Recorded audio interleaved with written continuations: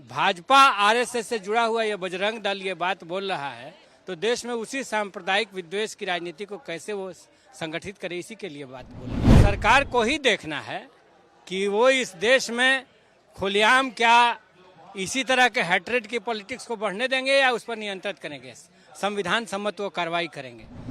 आज के दौर में वो सारी चीज़ें, अब जब हम टेक्नोलॉजी के दौर में आ गए हैं तो कोई फोटो कोई स्मृति खत्म नहीं हो सकती। छत्रपति संभाजी महाराज पर बनी फिल्म छावा की रिलीज होने के बाद से औरंगजेब को लेकर राजनीति गर्मा गई है। बजरंग दल और विश्व हिंदू परिषद समेत तमाम दलों ने मांग की है कि औरंगजेब की कब्र को हटा दिया जाए।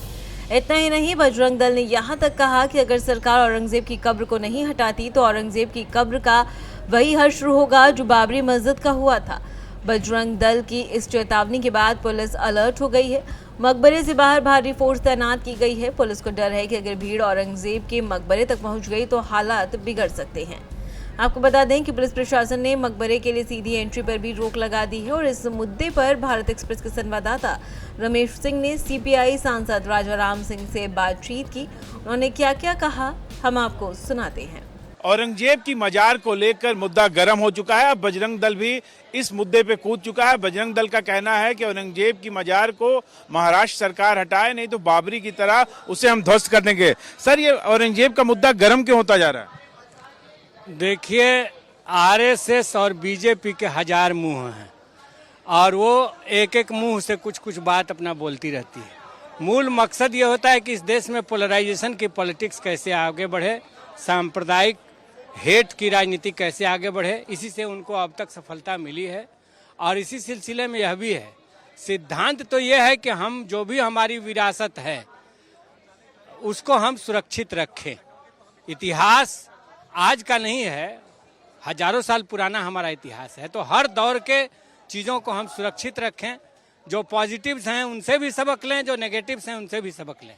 लेकिन भाजपा आरएसएस से जुड़ा हुआ ये बजरंग दल ये बात बोल रहा है तो देश में उसी सांप्रदायिक विद्वेष की राजनीति को कैसे वो संगठित करे, इसी के लिए बात बोली जा रही है। उन्होंने ये भी कहा है कि अगर सरकार उसे नहीं हटाती है, उसको नहीं अगर गिराती है तो बाबरी मस्जिद की तरह उस पर कार्रवाई करके उसे गिराया जाएगा। इससे क्या कहना है उनका?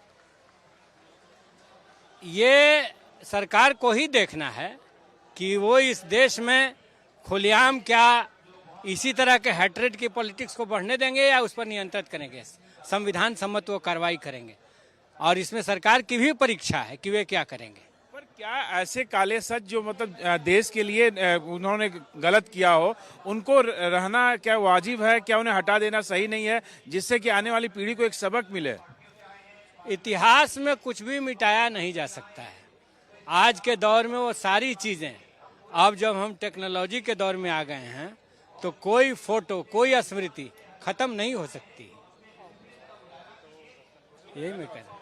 तो कहीं ना कहीं अब औरंगजेब के मुद्दे पे क्या चीजें सामने आएंगी ये तो समय बताएगा, पर ये तो सच है कि इलेक्ट्रॉनिक दौर में कोई भी चीजें मिटाई नहीं जाती, हर चीजें कहीं ना कहीं सुरक्षित रहेंगी।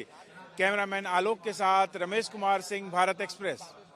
इस वीडियो में फिलहाल इतना ही। देश और दुनिया की ताज़ा तरीन खबरों के लिए देखते रहिए भारत एक्सप्रेस। नमस्कार।